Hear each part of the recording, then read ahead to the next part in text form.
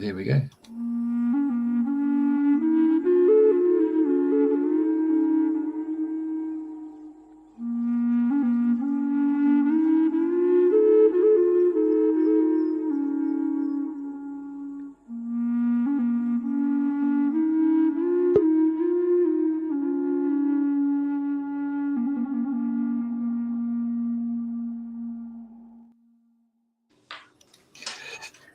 Well, it's just gone past 7 o'clock in Queensland and Australia. We don't jump to daylight saving. I just want to let you know that.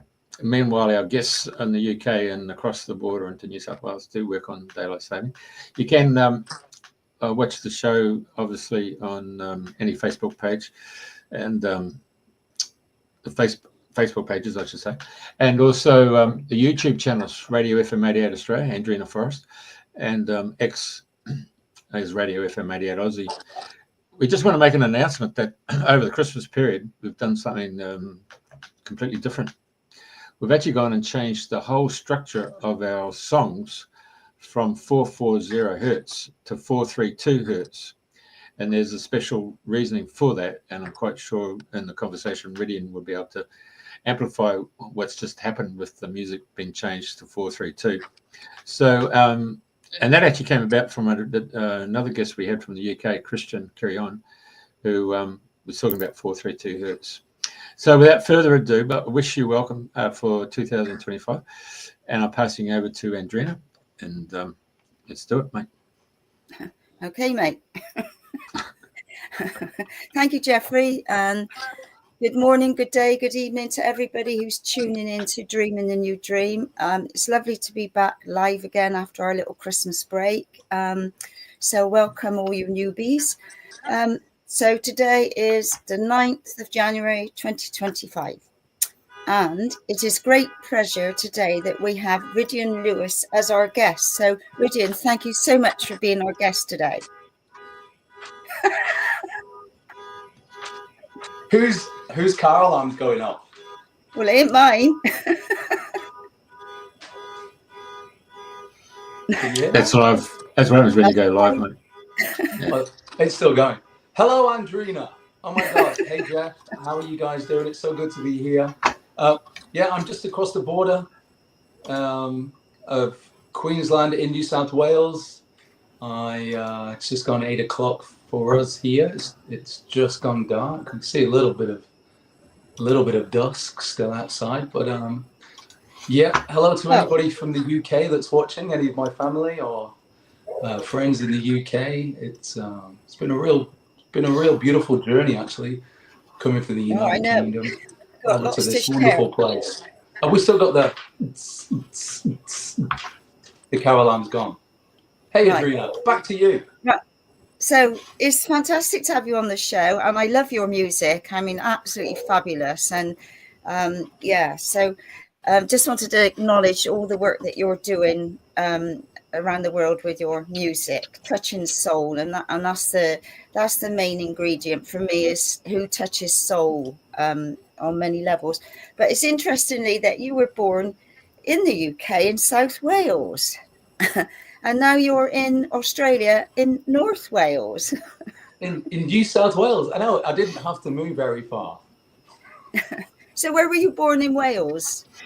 I was actually born in a little village called Tynant, which is in the Principality of, you can find it on the map, it's called Pontypridd. It's where Tom Jones was born. And Tom's father and my father, and including myself, all three of us were underground coal miners. Really? Yeah, my father actually came to England to work as a coal miner, because I do believe that Margaret Thatcher at the time was actually closing down the predominant sort of industry in Wales, which was coal mining. So my mother is English. Her name's Yvonne, and my father's name is Penryn, and good old Welsh name. Yeah. That's a right proper Penryn. And we moved from the beautiful sort of Snowdonia sort of section just outside of Swansea, and we moved up to Manchester a really interesting, beautiful place. When we moved there, it was actually called Lancashire, and we moved to a little town called Tilsley, which had a very huge populace of coal mines in Lee, Agecroft, Goulburn. There were so many coal mines there. And I actually became a coal miner at 18, so I did go underground. It's quite amusing for a little while, until you realize it's not doing your health a lot of favors. So no, I bet. I spent just under 2 years down a coal mine, just outside of city centre, Salford, a place called Agecroft. And there was a coal miner there for just under 2 years. And funnily enough, one of my first sort of, I won't call it a stage, but if you've been down a coal mine or if you know anything about it, there's actually 4 floors in the massive industrialized coal mines, the modern coal mines that were built in the 60s, the 70s, and they had 4 floors and you could fit 50 miners a floor. So we had 200 miners going down a shaft all the way down. It was just short of a mile. It was one of the largest, deepest shafts in Europe. And there was a coal miner there called Rockabilly. And he used to sing Elvis all the way down. Really? He was brilliant. He was an absolute star. And my father was on permanent night shifts. And I get to see him when I do a night shift. And he'd say g'day in Welsh, obviously. I had no connections to Australia at that time. But yeah, it was an interesting time. And the connection now with Tom Jones, we've obviously both ended up in the same industry, and it's wild. From being born in the same town, it's taken me 56 years to get to see Tom live, because he actually came to this town where I live now. It's called Byron Bay, and it's the world's largest blues festival. He came last year now, 2024 in May. He came in May, and he was brilliant. He was absolutely brilliant. He sang all the classics, Green Grass, and Sex Bomb, and Kiss. Brilliant. It's not unusual. Can't beat those classics, eh? I know. And there was still a contingency of 65 and over females that were stood at the front that had come armed with a bag full of knickers, and they just couldn't hit him. And I kept saying to them, "You're gonna have to get closer. You're gonna have to go to the center so you can." But they never made contact with the knickers and Tom. But ironically, I was singing in a retirement village a couple of weeks afterwards, and I recognized one of the ladies that was the main ringleader. And I actually pulled her up on it in front of the audience, and she had a ball. She loved it. She wasn't embarrassed at all. No, I bet. It's all good fun, eh? Yeah. So I love your accent, by the way. Oh, ooh, are.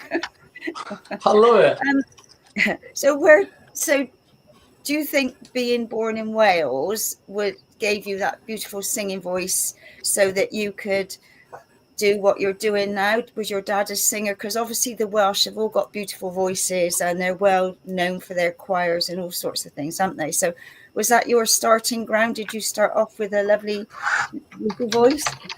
You know what? That's a beautiful question, Andrena, actually. And that is the rumour, that if you're Welsh, you're born in Wales, usually you have a good voice. And there's a lot of Welsh choirs. But whether every Welshman can sing is another question. I'd like to find out. But I think it's because we're all shouting at each other. We don't have a mobile phone. It's speaking to the person in the valley opposite. Hello, boy.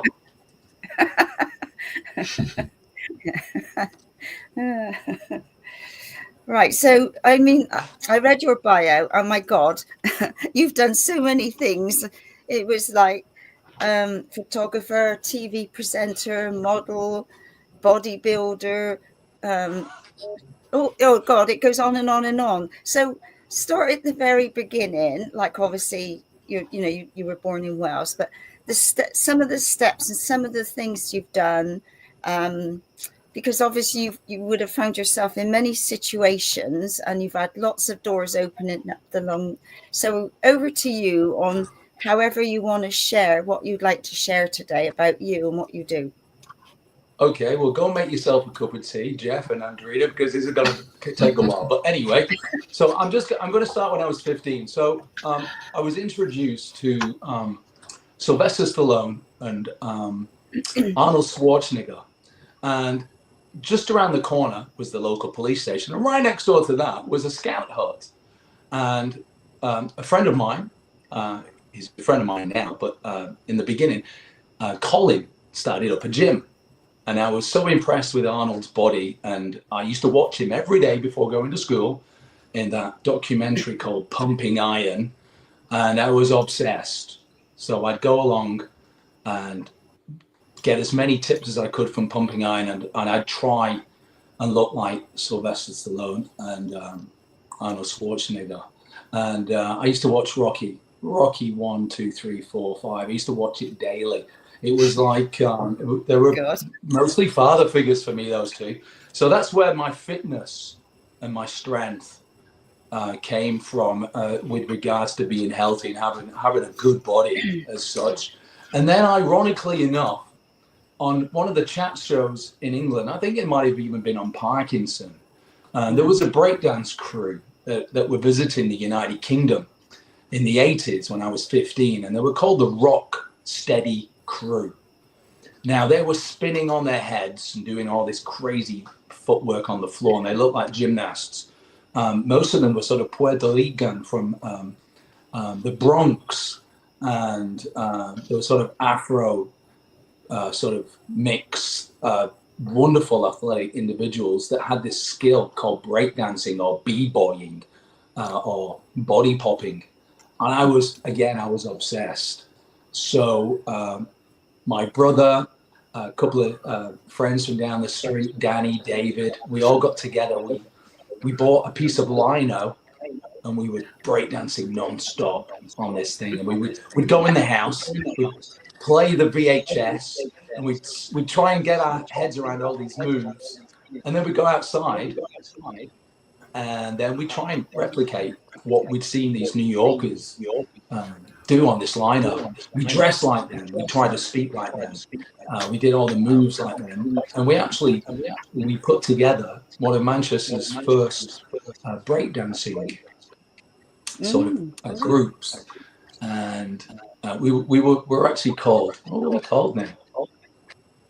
Oh my good Lord. Body Rock. I think we're called Body Rock or somebody. And all the local other groups, they'd come and find us because we used to train in the local market square, and they'd come down and have a competition and see who was the best breakdancer. They'd come from all over the place. They'd come down from Leigh and Manchester, and they'd find us on the Tilsley Town Square breakdancing on our lino with a battery-operated tape recorder. So that's where it all began. And it was very strange, actually, because my mother, she was really into going on holidays to Spain. So we actually went to a place called Benidorm. And my brother and my best friend Danny came along. And we went dancing in our hotel. And the hotel management actually offered us a job. I mean, I was 16. I'd literally just left school. And he offered my brother, who was 13, no chance for him to go because he was obviously underage. My friend Danny. So I said to my mother, I said, what do you think? She said, well, I think you better come home first because we need to talk about this. So, because mums always know. Of course. I wasn't an argumentative son. I followed my mum home. And I'd get a phone call from this fella. And he said, are you still cook? He sounded like the guy from Fawlty Towers, Barcelona. And he said, are you coming to Spain, Rhydian? Well, he couldn't say Rhydian. He would call me William. William, are you coming to Benidorm to dance, break dance for us? So I actually was amazed. My mum actually bought me a return ticket from Manchester Airport to Alicante, which was the nearest airport. And I had £80 in traveller's checks and a little bit of cash. I spent most of my cash on the taxi from the airport to Benidorm, because it was, at that time, it was an hour and a half journey. And it was, I had the time of my life. I was breakdancing in nightclubs and hotels, and I was on the street doing some busking. I was working in cafe bars that had dance floors. And I think that was it was either the Costa del Sol or the Costa Brava, or a place called Benidorm. And I worked in Alicante, I worked in Elda and Alcoy. I learned a little bit of Spanish, and ironically, I actually sing in Spanish now. I sing a couple of Spanish songs, and I got a little bit concerned. I could have stayed in Spain for a while. I could have stayed indefinitely, but I think my mother was, because nobody had been an entertainer before in our family, so she was concerned that I didn't have. There's Benidorm. That's it. That's what it looks like. It looks a little bit like the Gold Coast. It's a beautiful, beautiful place. There's some gorgeous mountains, and just like Byron, it's got an island just in the front of it as well. It's kind of wild. There was a water ski place. There was like an in situ water ski ramp right in the bay as well. I had the time of my life. Anyway, my mum convinced me that it was probably best that I went home and got some qualifications from college. So I said goodbye to my friends in Spain. And by the time I got back to England, I was a little bit of a celebrity. There was a poster of me up in the bank, in the local bank, and all my mates from school.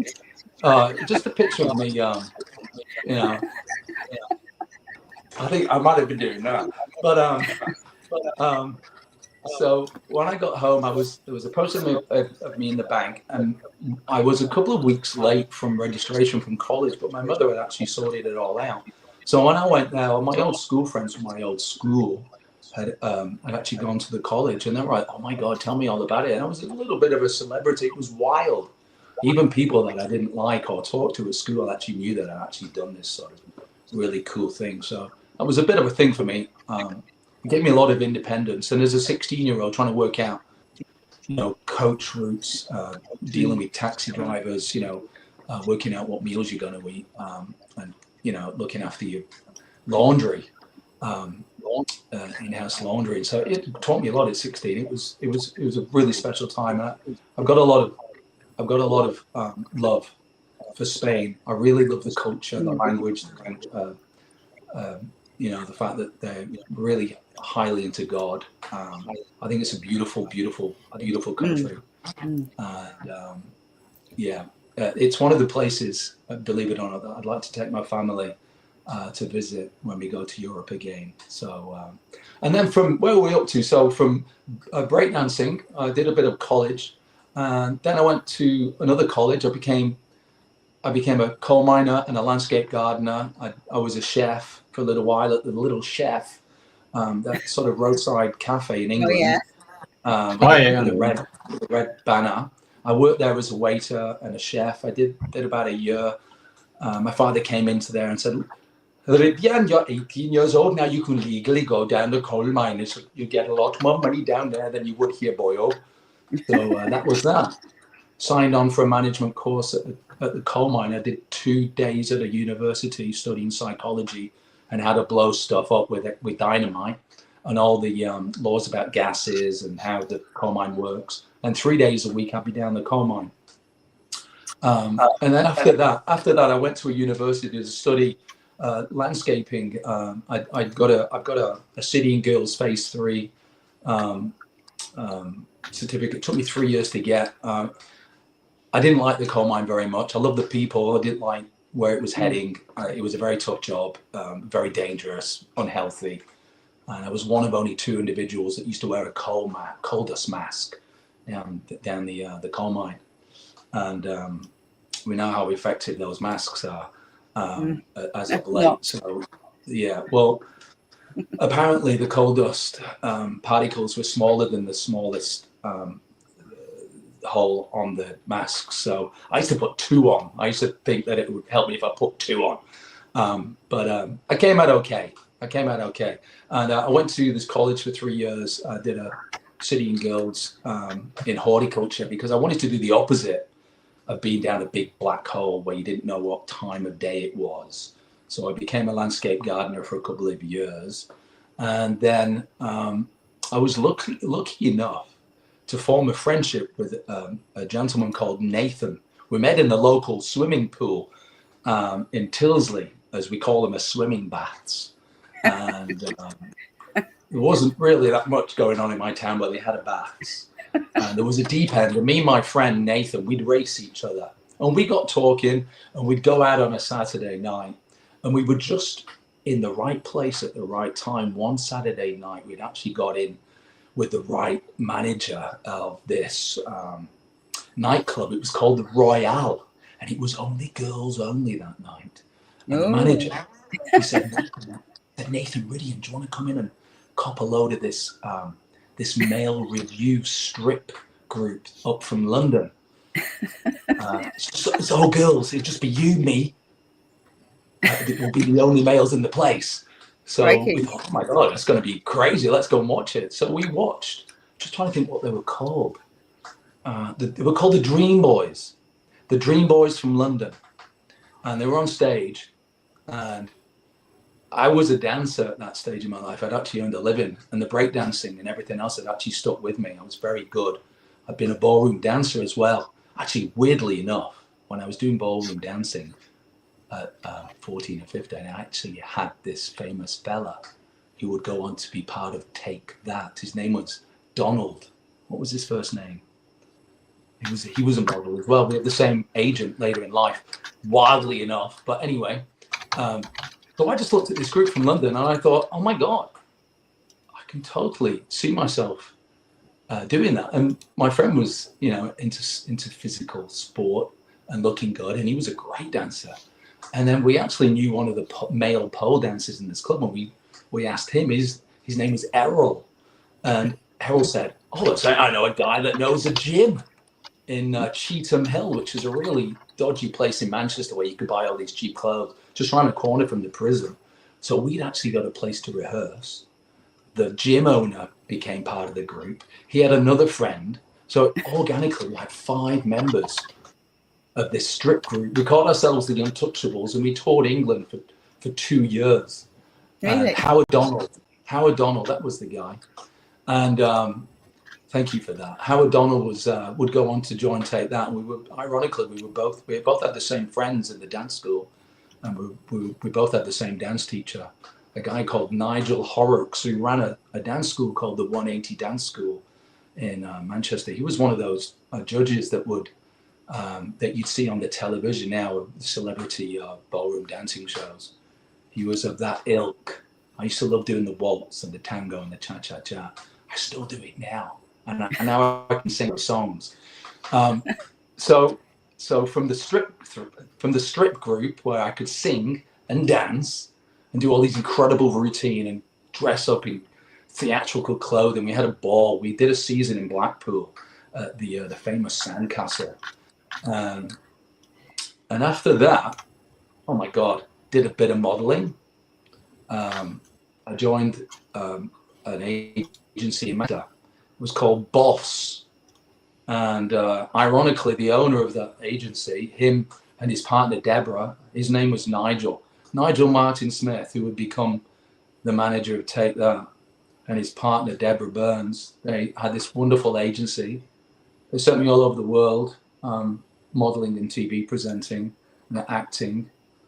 I had a great time. Weirdly enough, I was actually in the agency when the IRA bomb went off in Manchester.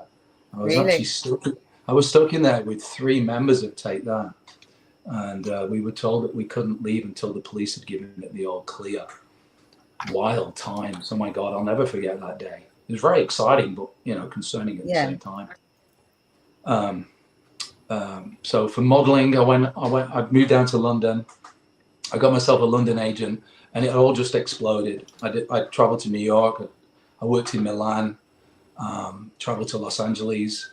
I got myself a hair contract with the world famous Paul Mitchell shampoos, which landed me in English and Spanish Vogue.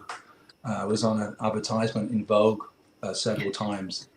It was very wild. I had this wonderful contract, fly everywhere, first class, and sadly enough, the gentleman who actually gave me the contract, the name of Leslie Spears, who was a wonderful, wonderful father-like figure in my life, and actually opened many doors and supported me just like a father. Supported my musical career. He actually bought me a keyboard so I can sing at the Paul Mitchell gatherings, the large gatherings in London and Las Vegas. I met the famous Jean-Paul DeJoria, the guy with a ponytail, who I think now owns that famous tequila brand, the most expensive tequila in the world. Ironically, he bought that label when there was a drought of agave. Look how well he's gone on. Yeah, gosh. I think he made more money from selling tequila in 1 year than he probably did in 10 years selling shampoo. Amazing, eh? But he was wonderful, actually. You know, it was crazy. I actually met at one of the Paul Mitchell talks, the gatherings in London, when all these wonderful thousands of hairdressers in England, I think they represented 5,000 salons in the United Kingdom alone. So they would have these wonderful gatherings of hairdressers who were so well dressed, so positive, really have a great ambition of goal chasing. If you've got a hairdressing friend, you probably know how ambitious and how good at dreaming they are. I know a lot of hairdressers, and they're all incredibly successful. While I was there, I was sat next to a lady called Heather Mills, who was actually brought in to actually discuss how when you're at the lowest point in your life, you can turn it all around to actually be a success. It was that lady that went on to marry Paul McCartney. Yeah, I was sat next to her. The whole audience were crying at her story, actually, about how she lost her leg in the actual accident, and how the police person, I think, successfully sued her for actually causing the accident. But it's funny, we actually swapped numbers, Heather and I, and we met in Soho while she was walking her dogs, but nothing became of that. Paul McCartney got in there first. But, yeah. And he took a hit. He took. She was a very magnetic personality. She was an incredible speaker. She had this incredible energy. I have to say, she was so positive, and she just seemed to be exuding light. And I could see the attraction for Paul, without a doubt.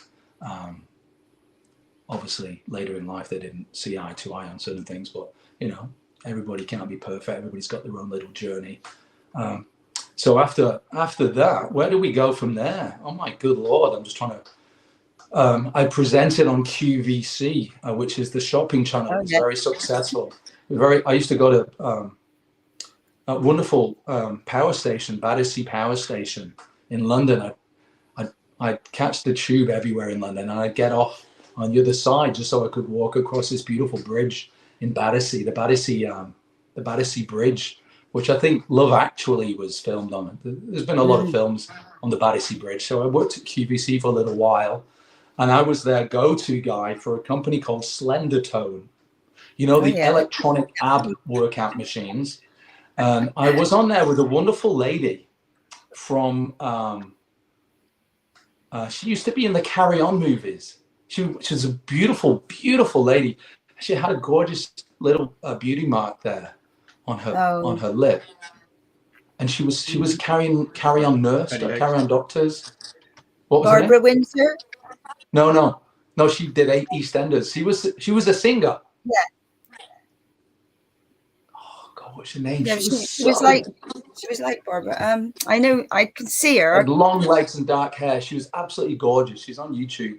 I actually sent her a message recently on Messenger. She obviously doesn't do Facebook that often, because I'd like to reconnect with her, because she really took me under her wing. She had a massive following. She was a huge celebrity.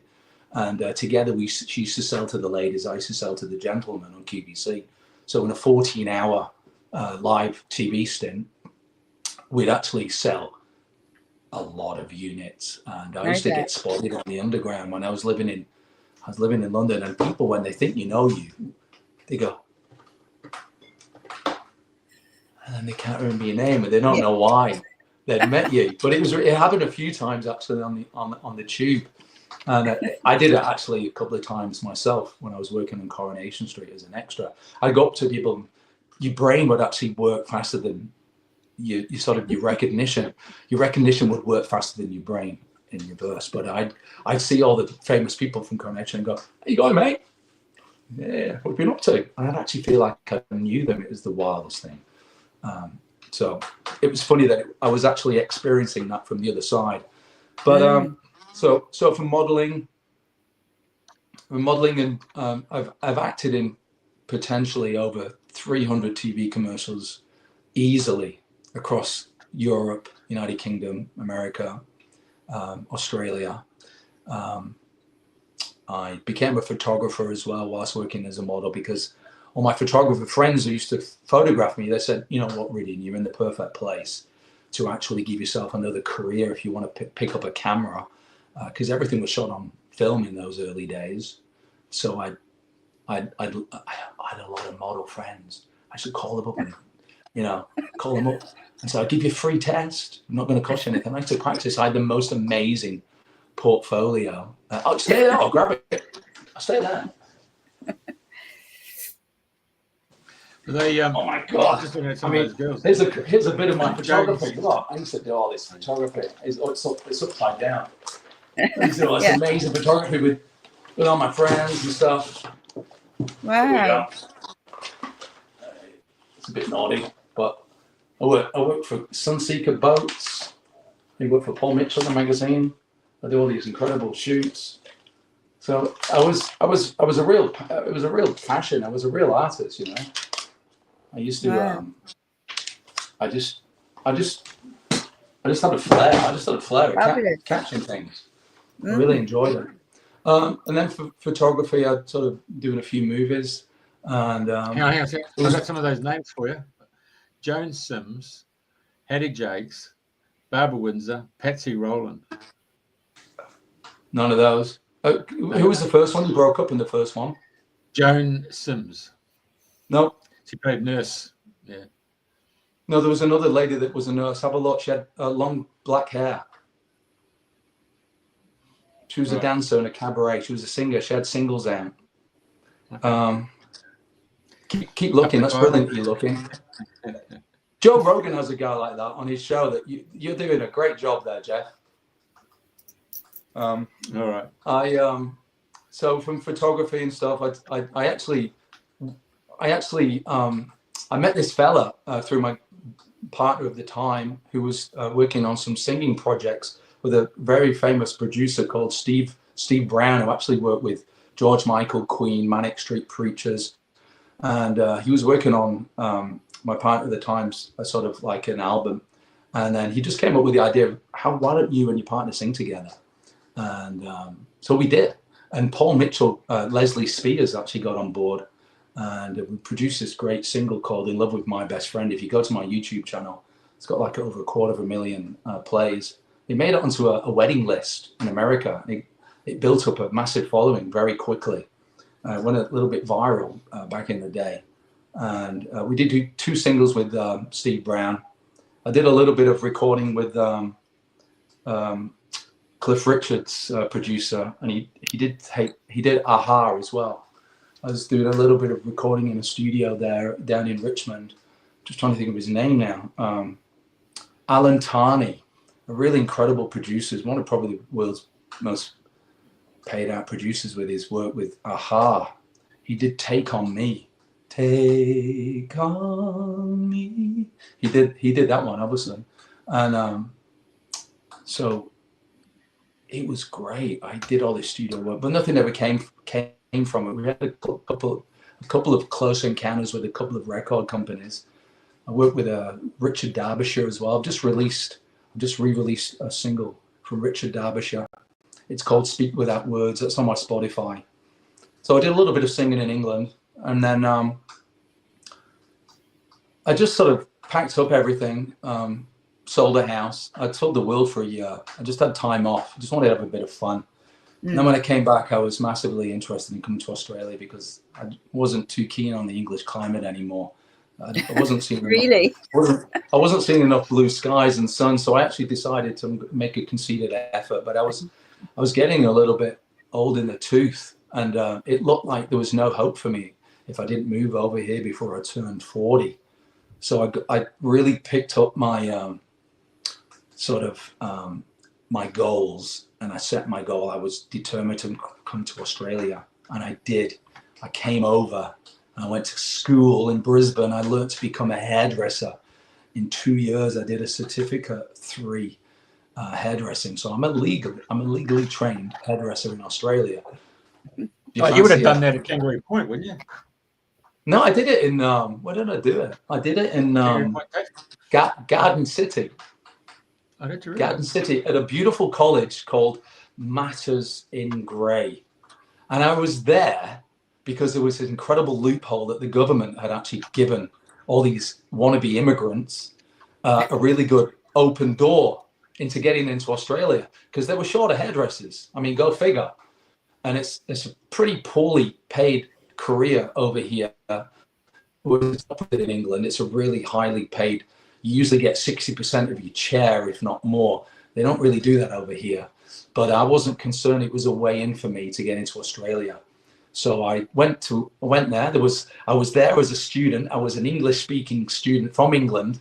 I was there with Chinese, Polish, Romanian, Dubai, a Saudi Arabian,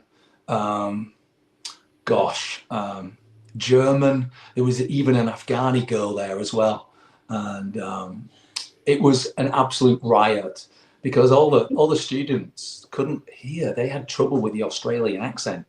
Because in Queensland it's very thick, and the way they greet each other is "How's it going, mate? How's it going, mate? Doing all right, mate?"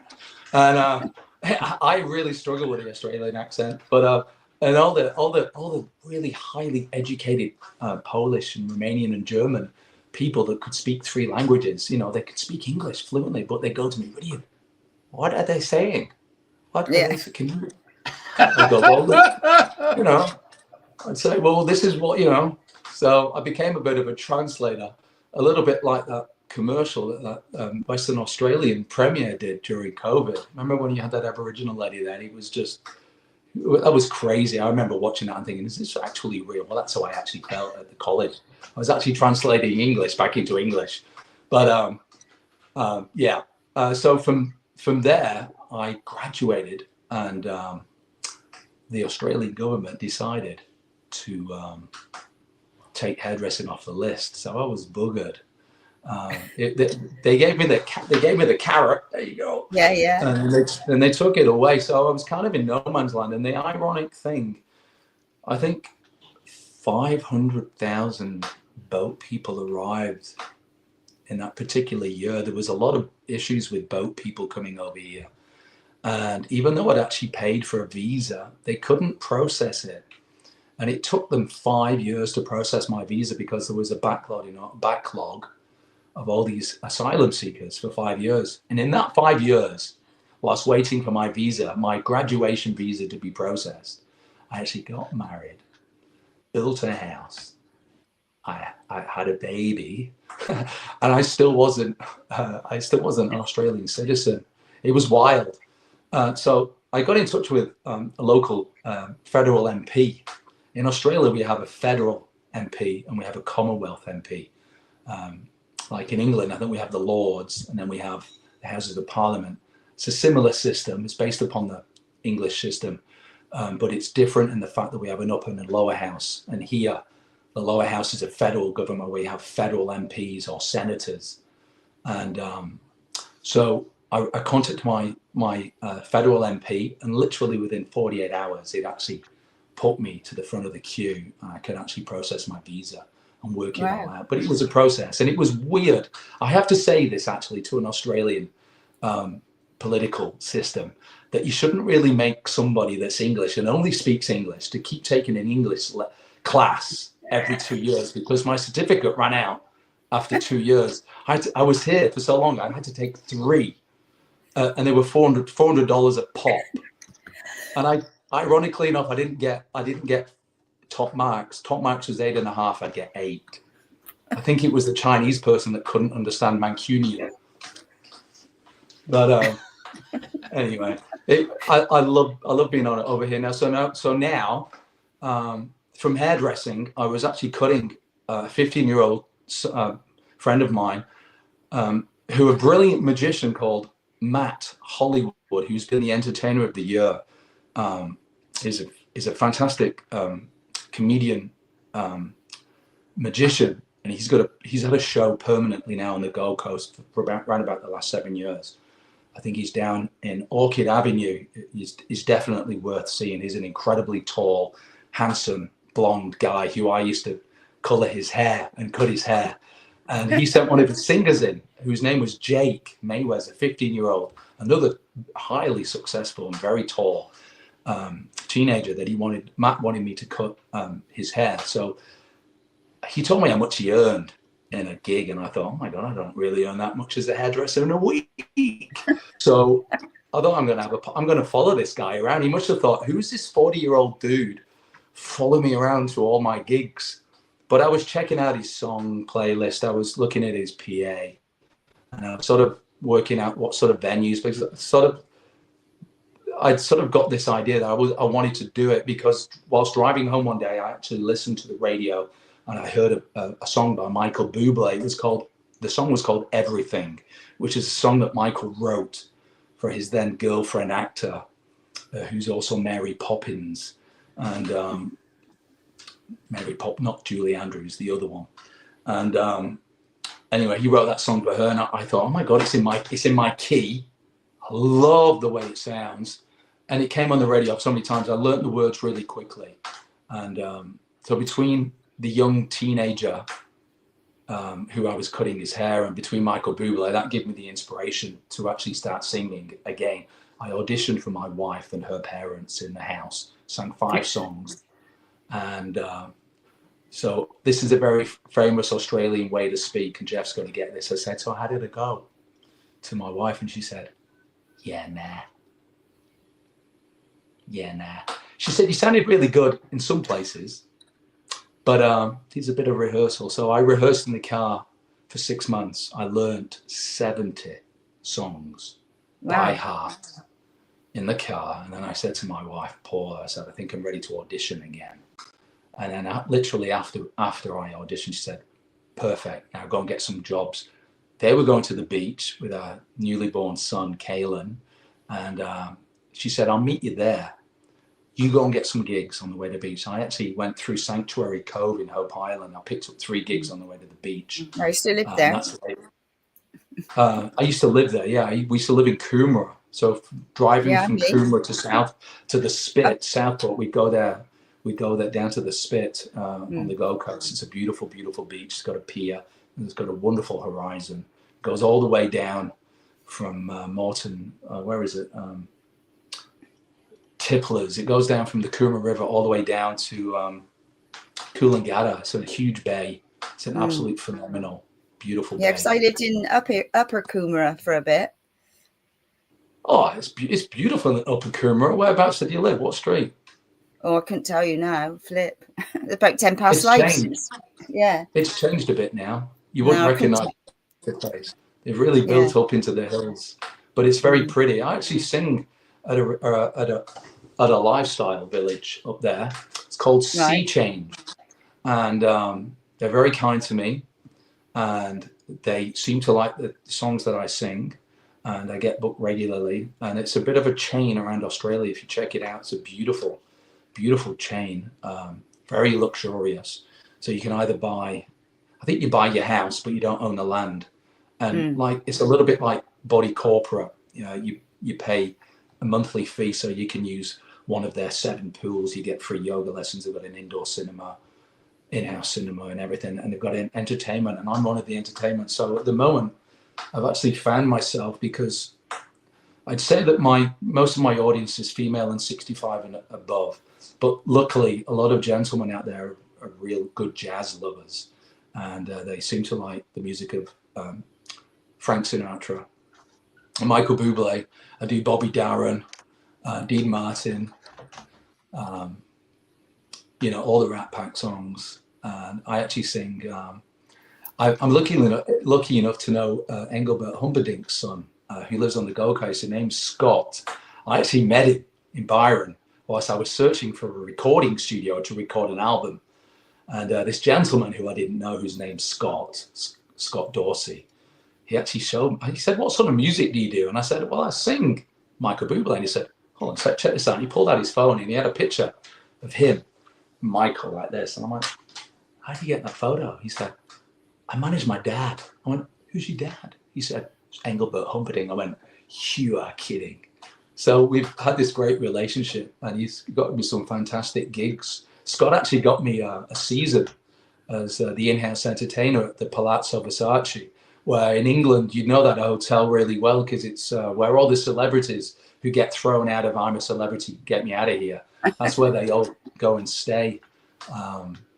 So yeah, we had a mate of ours, Rob Burgess, and he is a steel guitarist, and he was in the circuit with his agent, and Engelbert's name at the time was Gary something or other, and he came into his agent and said, "I'm changing my name, Englebert Humperdinck," and the guy said, "That's not going to go anywhere. Hello, boom, boom." Well, Gary, yeah, he was the same manager as Tom Jones. Huh? I've read Tom Jones's autobiography, and some incredible stories. Was a lot of competition between. I do actually sing Tom Jones songs as well, by the way, just to let you know. There was just this competition between Engelbert and Tom. It was really healthy, and they both stimulated each other's careers. I think Tom probably had slightly the higher range, and he's more of a bluesy singer, whereas Engelbert is very renowned for being a romantic crooner.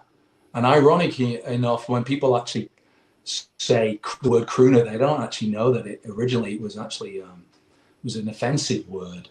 It was invented by tenors and baritones before the microphone, the age of the microphone was invented. Oh, he's just a crooner, because you need to sing with a microphone.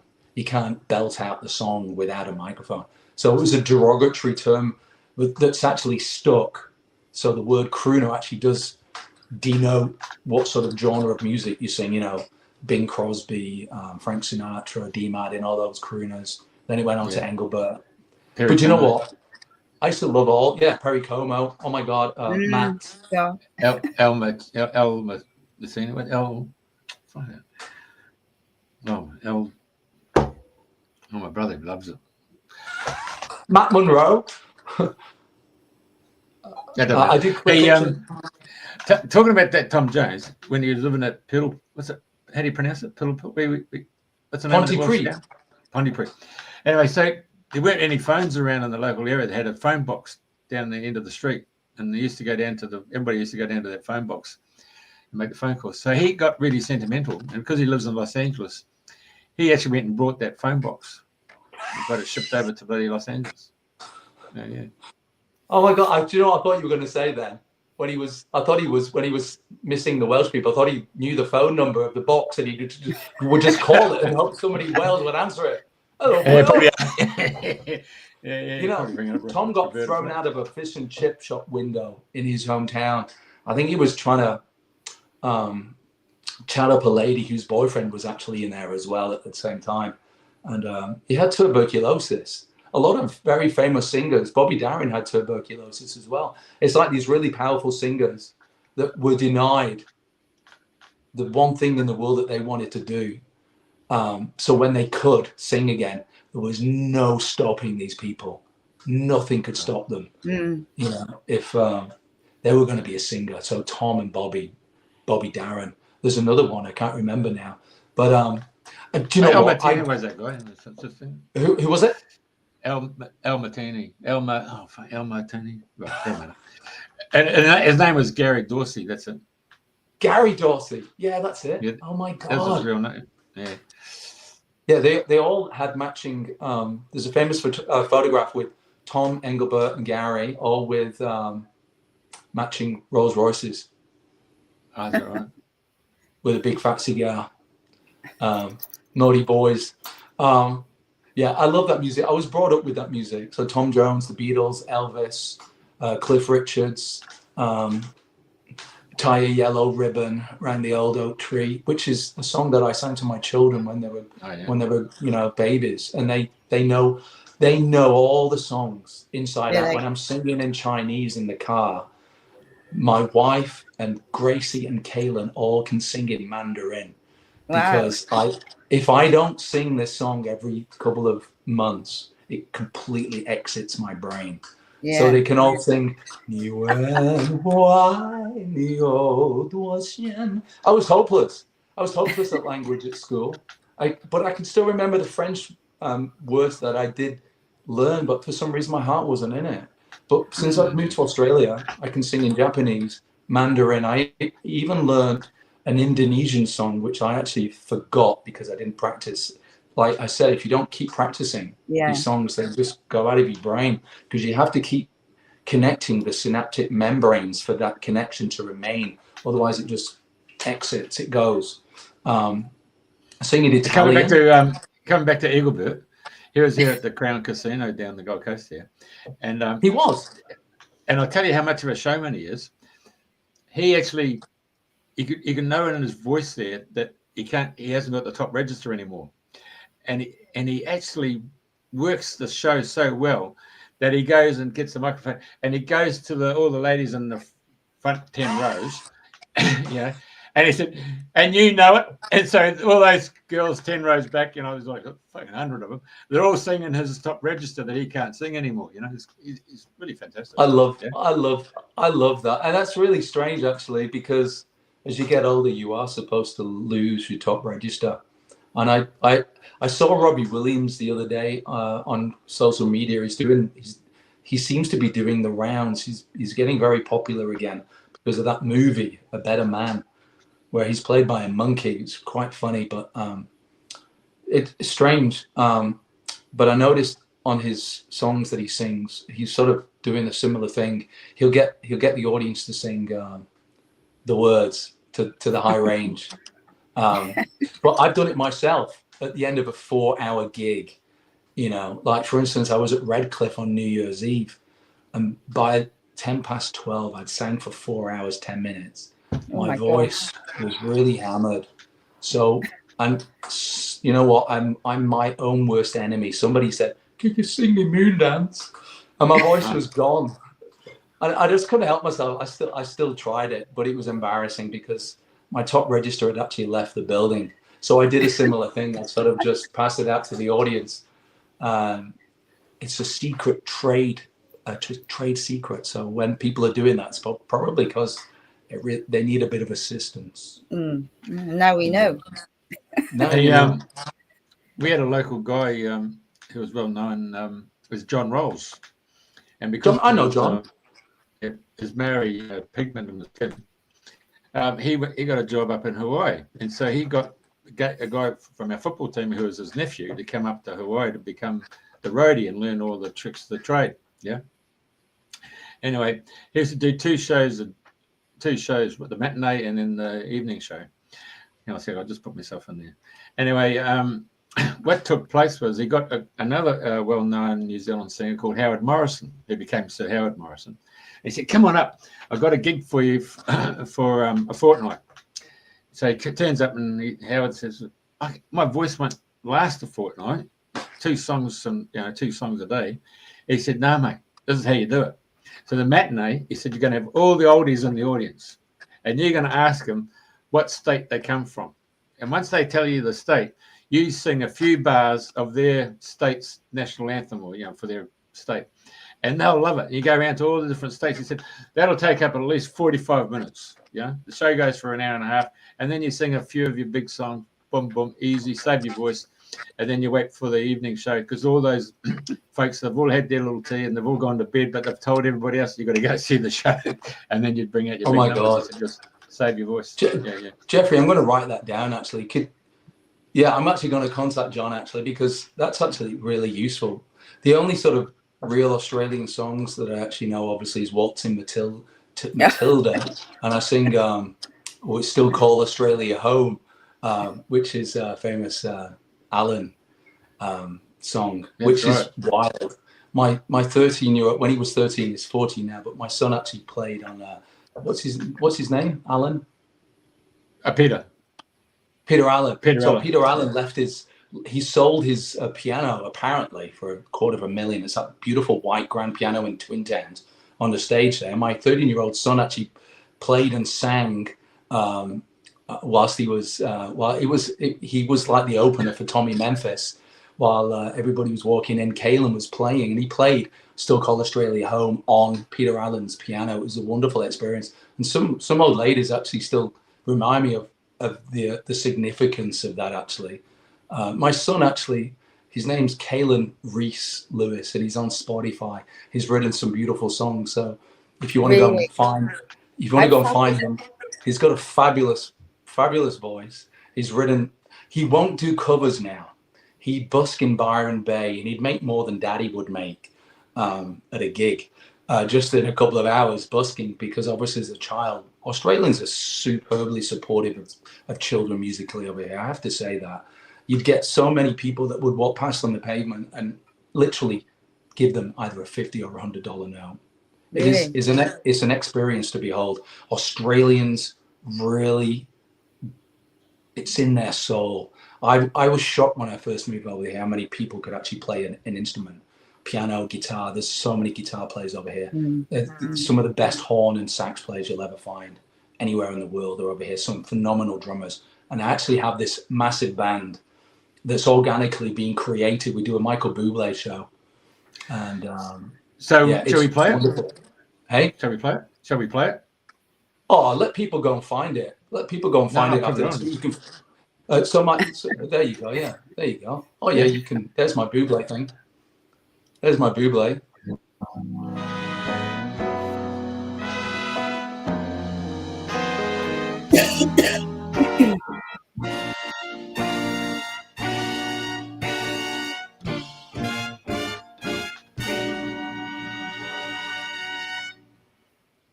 Birds flying high. It was absolutely wonderful. I could sit right through that again. I'd see it again. Loved every part of the show. Very professional. It was lovely. Oh, fabulous show.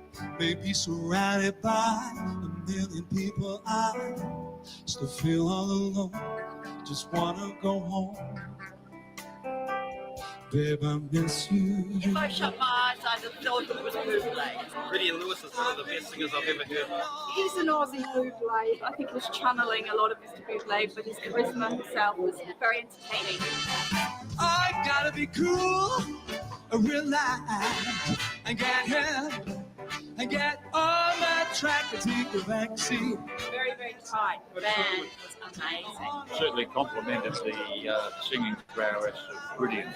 The full brass going, and they were just superb.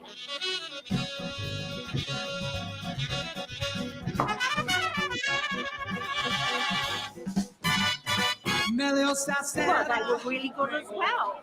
I don't know if the band's got a good voice, but Melissa has. I thought Melissa complimented Rhydian singing beautifully. And in his arms you're gonna be so darling.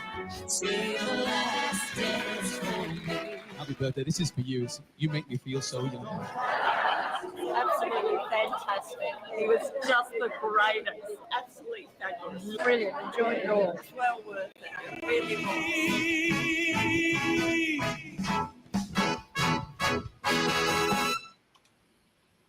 Thank you for Fabulous. showing that. Thank you for showing that. That's been one of the best promos I've ever made actually for any show. Yeah, it's weird actually. You just played home there. Australia actually made home Michael Bublé #1 first in Australia than before any other country. Australia has a massive love for Michael Bublé music, and we toured that show predominantly, virtually all over Queensland. We've done a lot of New South Wales. I've played a couple of times in Melbourne, and even been to Taipei. But I'd love to come to England actually and do it at some stage. I'm actually trying to work on that at the moment as well. I'd love to come to England. I've just seen David Essex has done a huge, massive, popular tour just at the back end of 2024. He's had one of the most sold out tours in recent times, and I'd love to replicate that actually. But I flew into Brisbane once when I knew that home song, and I actually got goose pimples because I was singing it to myself as he touched down in Brisbane. I was landing in Australia when I called Australia home. That's bloody quintessence. It's really emotional. It's a beautiful song. They do that to you, don't they? It's highly emotional to actually, because I'm a patriotic guy. I love my English and Welsh roots. But, where you actually choose to live for whatever that reason may be, whether it was the weather predominantly for me, and just the sense of adventure. And I really fell in love with the Australian, what would I call it? The ease of life over here. They've got an absolute love and zest. And I really do believe it has a lot to do with the environment, the fact that they've got wonderful weather mostly. Yeah. And they've got very extreme weather, obviously, as well. And they've got such beautiful beaches. And you wouldn't believe the amount of wildlife over here, and the massive forest and bush that exists in Australia. When you fly from the Gold Coast down to Sydney, it's a journey and a half, but I would say it's 99% tree covered. This place is uninhabited. It's an Eden. It is totally beautiful, and I think that my love for this place comes through in my music when I'm singing some of the most powerful songs that have ever been written by some of the most beautiful, gifted singer-songwriters, and people really pick up on it in Australia. And I'm pretty sure it's not just Australia, it will be a global thing. On a sunny day, if you listen to the song, it takes you back. Yeah, go. Yeah, can I ask, like, out of all the songs that you sing, what is your most favourite, and what one do you think touches soul most for people? Is there one in particular that you can just feel when you're singing it? You can feel the audience are with you on such a level. Andrena, you ask the best questions, I have to say, and I love that accent. Oh my God. I would say Home. Home is an incredibly powerful song. It's a classic. I think it will live the test of time. It will continue on, and it's been recorded and covered quite a lot. But I think the oldest song that I sing that actually has a lot of power with people, it's My Way. Because a lot of people have actually buried parents or loved ones for that song. And people go into uncontrollable fits of tears. Sometimes that can be a good thing. Sometimes it can be the other extreme. It can be really, people don't know how to deal with that certain energy, that because when you're actually taken back to a time, your brain doesn't actually know that it's a memory. It actually feels real to that. It's like you're living it again. And if it was an emotional trigger, maybe the funeral or a burying of a loved one, it's very powerful. And there's a very close similarity. My wife's a psychologist. I pick up all this beautiful meanings about certain emotions, like, for instance, laughing and crying. Very similar. It's a very similar emotion, and it can give you the same lasting effect. Immediately after laughing or crying, sometimes you feel better, you feel lifted, and the power of music, it's huge. My Way is one of those songs. I mean, you know why that was written, and it was Paul Anka wrote it because Frank Sinatra asked him specifically to write a going away song for Frank. He'd had enough of the entertainment business, wanted to spend more time with his family, loved ones, and have more time to do the things he wanted to do and not tour anymore. But obviously that didn't happen. He actually came back in one of the biggest comebacks in history. But that song, it's a hugely powerful song. And it's wild because the next album that Frank released sold more records than any other album in his history. It was called the Duets album, and I think he was too ill to record, so they, through the art of technology, they got the biggest celebrities alive, you know, in the world. And I think it was 1998 or 95, I can't remember. 94, it was in the 90s when they recorded this Duets album. It's one of the best-selling albums of all time. It was definitely the best-selling album of Frank's career as well.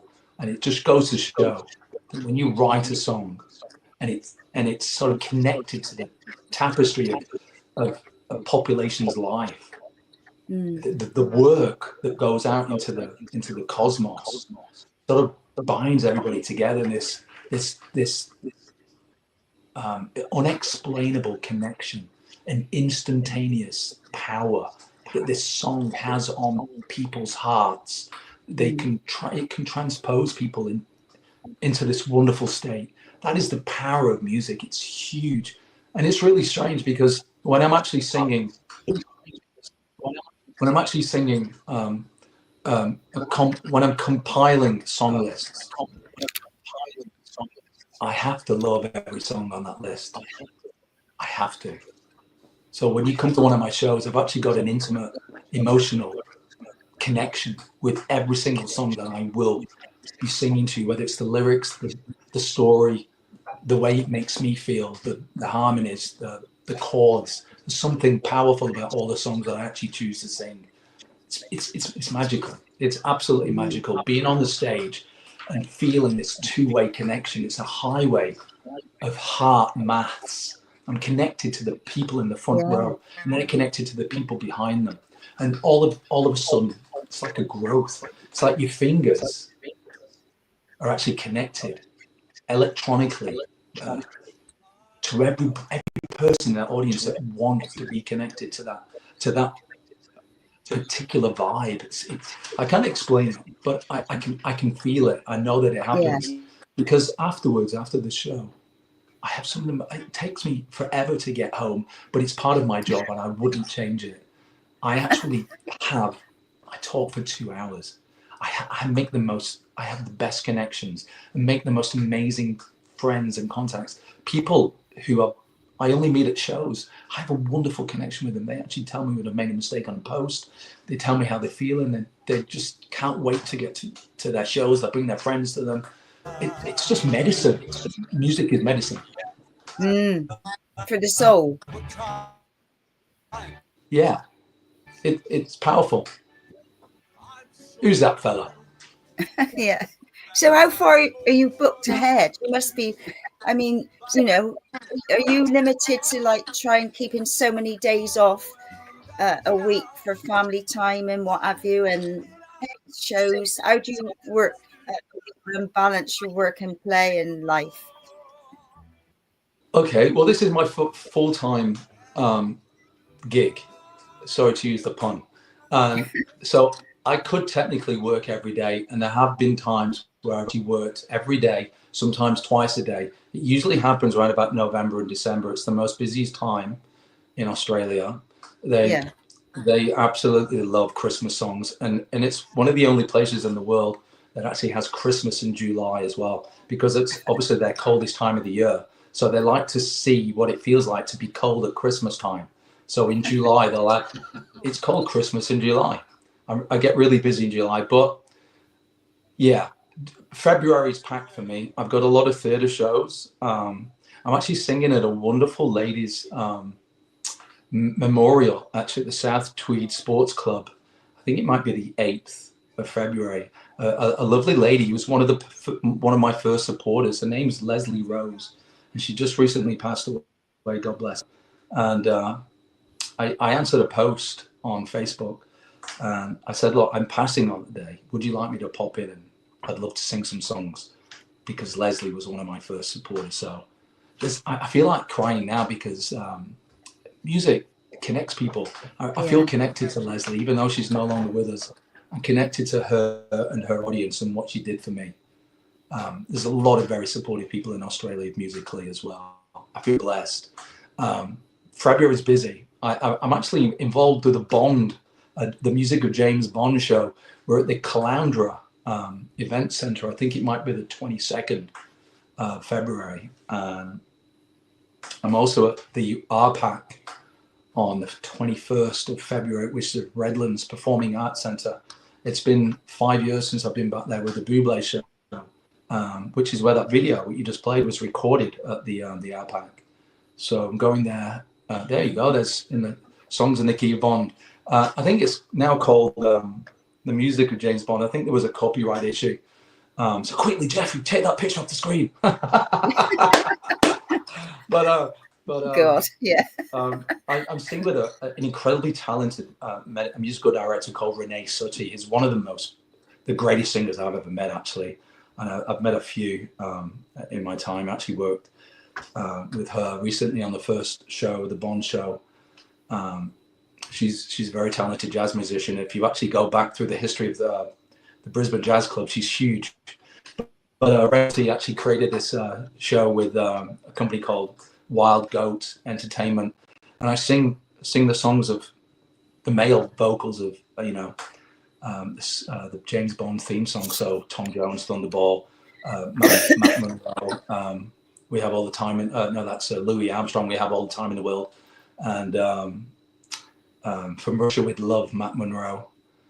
People said, do you know what's really weird? I actually auditioned for James Bond when I lived in London. They actually gave a call out, but Craig Daniels got it.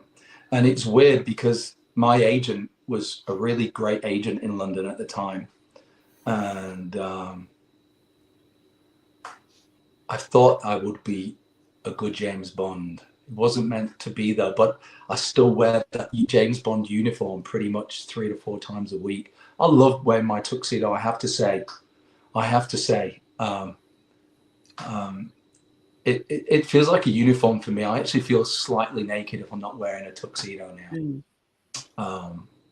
It's a great costume and it's very classy, and it sort of sets the ambience for the audience. Because when you're entertaining somebody, it's really funny. We've got a great agent over here called Shane, and he's from Johnny Bean Agency, Johnny Bean Entertainment. His father was an incredible. I'm sure Jeff would know Johnny Bean. He was a great guitarist on the Gold Coast. He entertained throughout Australia. He's one of the old school, one of the old post. And Johnny said to me once, he said, look, my old man said that the audience should never see you setting up your gear because you break this perception. So it's funny. I always say, people come up to me and say, I'm looking forward to you singing later. I said, oh no, that's my brother. That's my twin brother. I'm Glyn. Rhydian's going to be here later. All right. I do actually have a brother called Glyn. So I'm not actually lying because I'm not a good liar, but I'm sort of doing it in jest. But I'm shocked at how many people actually believe me, which is why I did so well on the QVC, because my accent, the Northern English accent, apparently, according to statistics, is the most trusted English accent in the entire world, Jeffrey. Wow. Like a Geordie. No. So a Northern England, so not going as far as Geordie. I'd say sort of a Lancashire, Manchester, sort of Yorkshire. Not going. Hold on, let's go. What man? That's going up to Scotland. That's a little bit too full on. Yeah, when the boat comes. But it was really funny. When I was in that strip group, we travelled once to Newcastle, and it was snowing. It was snowing one night. And while we were driving home in the van from our gig, there was a lady walking home in white stilettos and a body-hugging dress with no coat. And we felt compelled to stop, but we thought it might not look good because obviously it wouldn't have looked good. But we were just amazed that this girl was walking through a blizzard on her way home in stilettos. So it's one of those things, Newcastle people, they're strong. They're a strong ilk. They've probably got a bit of Scottish blood running through those veins. They're a powerful people. do you know what? The power of the English is not to be forgotten. There's a lot of wonderful English people in that island that I do miss terribly. My family, of course. A lot of old friends I left behind and came over here. And this is an open invitation for you to get in touch with me and come over and swim in our pool. And if you pee in it, we know the colour.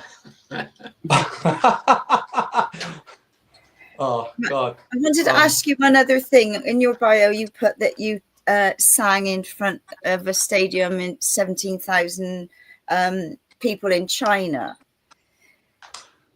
Yeah, that was undersold to me, should I say. I wasn't actually sure about the final result. I actually thought that I was singing at a barbecue because I actually sing in Mandarin, and it's funny because little known to the world's singing community that if you're a massive corporation in China, you usually either pay a massive celebrity to sing a very famous Chinese song or to commission one to be written for your company. And this one company was called Fudi, which in English it translates as your health or good health, your health, one of those. Fudi, and that's what it sounds like in Mandarin.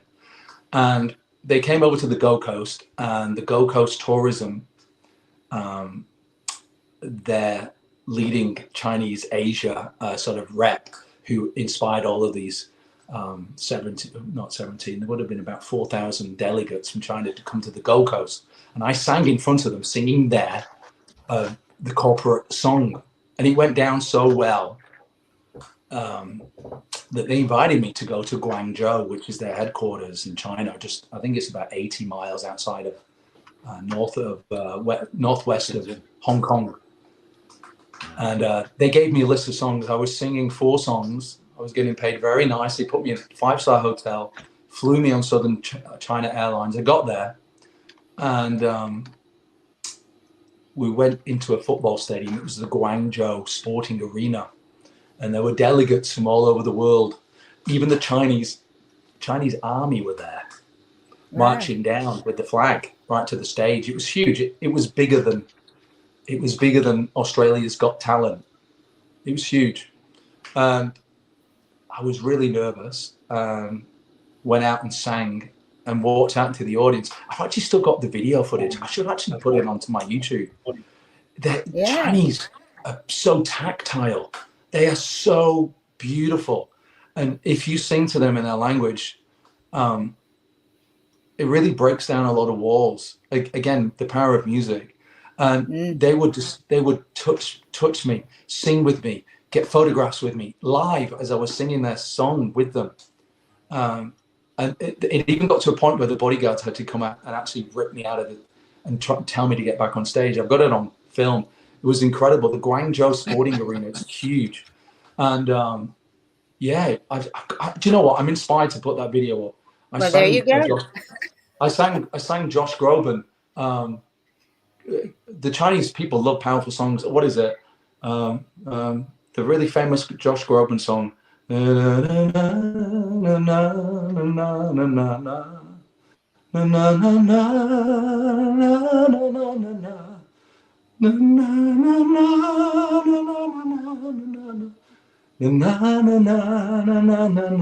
know that song?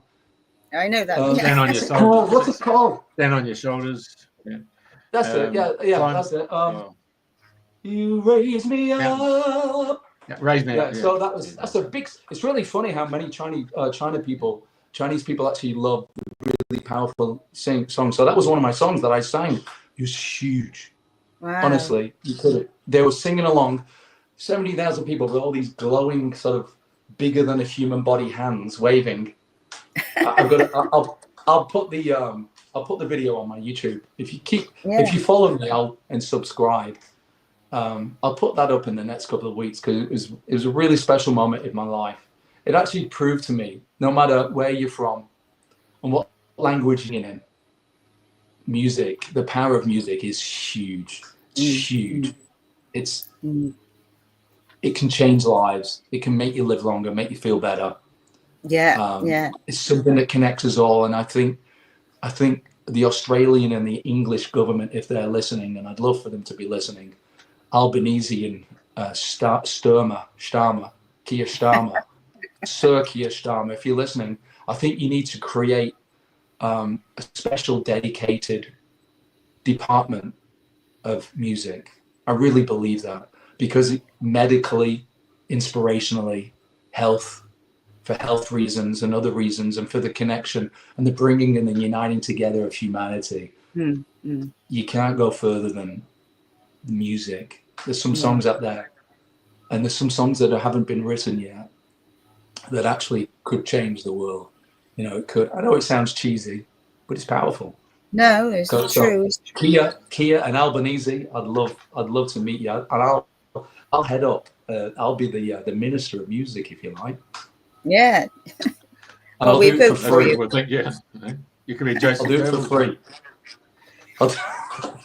I'll do it for free. I'll sing in Chinese, Japanese, Italian, English, Welsh, which is the world's officially, it's harder than Dutch. I try to learn the Welsh national anthem. My mum can sing it, and my father could sing it, obviously. But I'm going to sing it. If there's anybody listening out there that lives in New South Wales or Queensland, and you feel like coaching me, I'm happy to pay you to learn me the Welsh national anthem, because I love to sing it at a rugby match in Brisbane or Sydney one day. That's one of my dreams. So if you're listening out there and you can help me learn the Welsh national anthem, please get in touch. What was I going to say?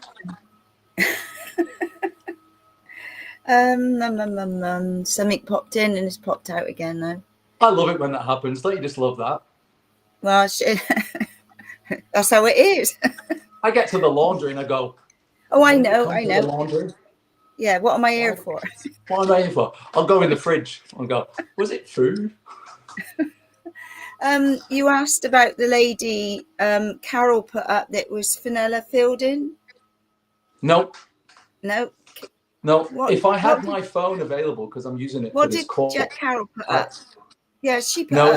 it's not Fenella Felding. No. So it's the singer. She had a beautiful birthmark here on top of her lip. Yeah, I can remember. Oh my God.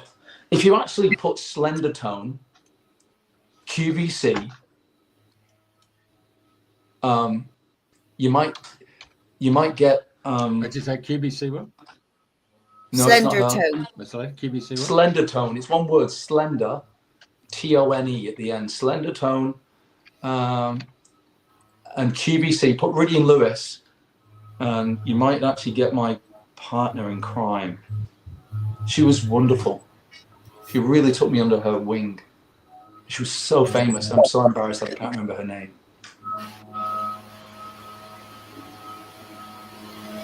It'll come. I have to say that you guys have been having some wonderful guests on your show lately. I like the investigator from you had on recently, the lovely guy from England. Is he a historian, a famous historian? I really enjoyed watching that.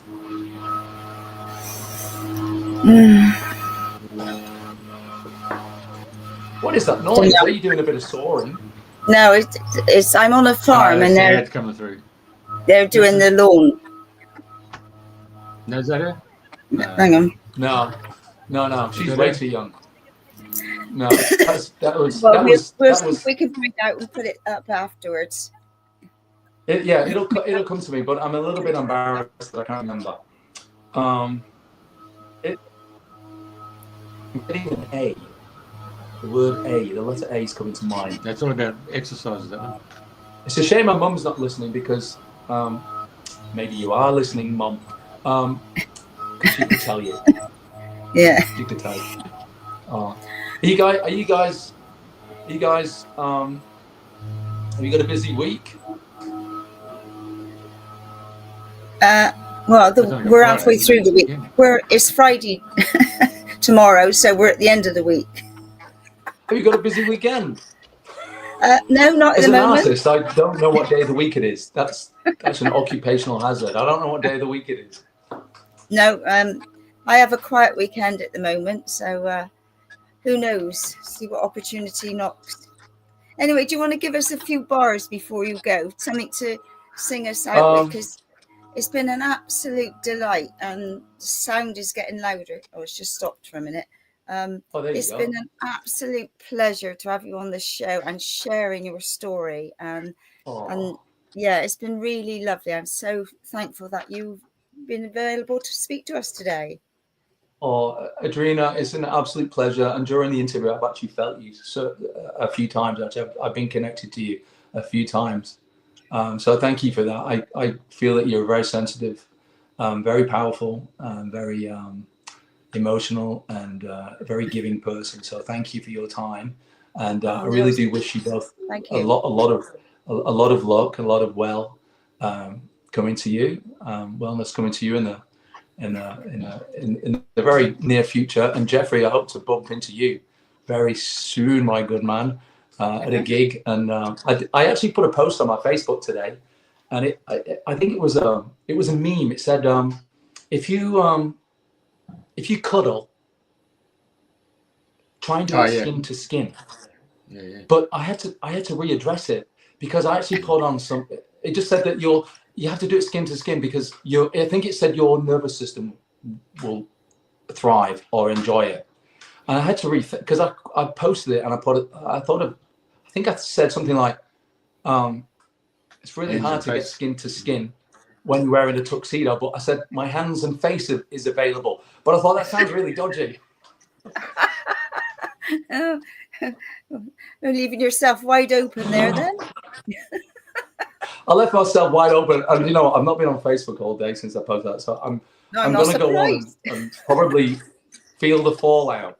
But I'm trying to limit myself actually to social media at the moment, because I think it's a good thing, as long as you do it within measured lengths, and because I think time travels really fast when you're actually on social media. So I think set aside an hour a day to do all your emailing and your social media posting, because life's too valuable to spend it all day just what do they call it, surfing and flicking. It's a tool. It's a tool, and it can be good and it can be bad. So just like anything, measure it out in healthy proportions, everybody out there. But really do enjoy the connection that it does give to us all. Instagram, X, Facebook, YouTube. It's really powerful. And it's great that you guys are actually starting up this FM 88. And I feel very blessed to be in the early tsunami of guests, because I feel that you guys are going somewhere, because you've got beautiful energies, and I wish you both well. And I feel very humbled to be invited on. So thank you so much.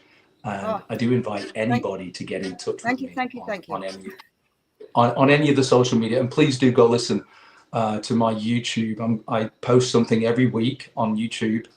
Been a bit slack over Christmas, but I will release a song every week with a video that you can sit back and just listen to if you don't want to watch it. So most humbled, most gracious, most loving. I really appreciate your time. Jeffrey and Andrena, I bid you adieu, and God bless you. And thank you so much again for your special time. I feel very blessed. Thank you. And hope we can call each other friends. Thank you. Anita Harris. Anita Harris, that's it. Thank you, Carol. Thank you, Carol. Anita Harris. Oh my God, she's beautiful. Anita is one of the greatest gifts musically and actors wise, and as a person. She's really heavily involved in taking care of animals when like animal hospices. I think she gave a shout out a couple of weeks ago for a particular hospice that she's involved with. So Anita, love Anita. There you go. Oh my good Lord. She's an absolute adorable lady. She's one of a kind. And my mum adores her. So well, there we go. We ended on a positive note for you. Thank you for doing that. Thank you for doing that. And Very good. let me know what songs you want me to sing. I love taking requests. That's what I do during my shows. I love requests. So here we're going to go out on a song. Are you ready? Yeah, go on then. You can fade me out into the horizon. The No, because when we do, looks the same as I step down from the train, and there to greet me is my mama and papa. Down the lane I look, and there runs Mary, hair of gold and lips like cherries. It's good to touch the green, green grass of home. Made me all emotional. I love you guys. I love Thank you. you. Thank you. Be special. Be special.